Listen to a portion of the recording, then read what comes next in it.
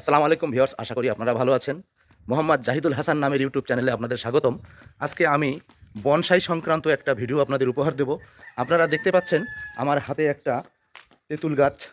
এই তেঁতুল গাছটা প্রকৃতিগতভাবেই এমন একটা উচ্ছিষ্ট জায়গায় হয়েছিল, আমি সেখান থেকে তুলে নিয়ে আসছি। ইংরাজিতে এটাকে টামারাইন্ড বলে।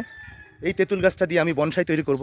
একটা তেঁতুল গাছ চারা থেকে যেভাবে উৎপাদন করে 10 বছর শ্রম দিতাম, সেটা অলরেডি প্রকৃতিগতভাবেই হয়ে আছে। আপনারা দেখতে পাচ্ছেন আমি আলহামদুলিল্লাহ তুলতেও পেরেছি খুব সুন্দরভাবে, শিকড় সহ। এবং গাছটার ডিজাইনটা অলরেডি অনেকটা সহায়ক হয়ে গেছে আমার। এখন আমি এই গাছটা রোপণ করে গাছটাকে আগে বাঁচানোর চেষ্টা করব। গাছটা আল্লাহর রহমতে যদি বেঁচে যায়, আমি এই গাছটা দিয়ে একটা বনসাই তৈরি করব। ভিউয়ার্স, আপনারা দেখতে পাচ্ছেন আমি যে তেঁতুল গাছটা তুলে নিয়ে এসেছি, এটা আমি আপাতত এই বড় টবটাই দেব। এবং এখান থেকে আমি কোনো শিকড় কাটবো না, বরং কোনো ডালও কাটিং করব না। এইভাবেই আমি গাছটাকে, আমার ফার্স্ট টার্গেট হচ্ছে গাছটাকে বাঁচিয়ে রাখা।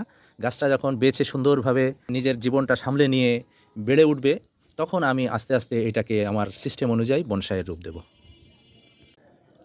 এই গাছটা তুলতে গিয়ে আমার যে এই বড় শিকড়টা কাটা গেছে, এখানে আমি ভালো করে অ্যালোভেরা নির্যাসটা দিয়ে দেবো। এবং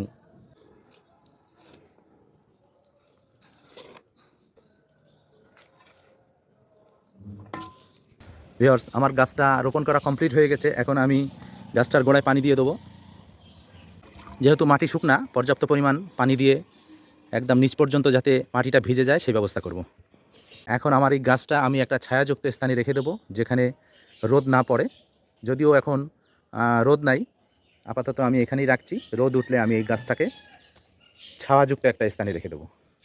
তো ধন্যবাদ বন্ধুরা, দোয়া করবেন সবাই আমার এই তেঁতুল গাছটা যেন বেঁচে যায়। বেঁচে যাওয়ার পরে এই গাছটাকে আমি একটা বনসাই করব।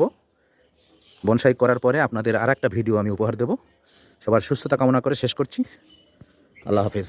সবাই ভালো থাকবেন। আমার এই ভিডিওটা যদি ভালো লেগে থাকে, বেশি বেশি শেয়ার করে অপর বন্ধুদের দেখার সুযোগ করে দেবেন এবং লাইক কমেন্ট দিয়ে আমাকে উৎসাহিত করবেন। সবাই ভালো থাকবেন। আল্লাহ হাফেজ।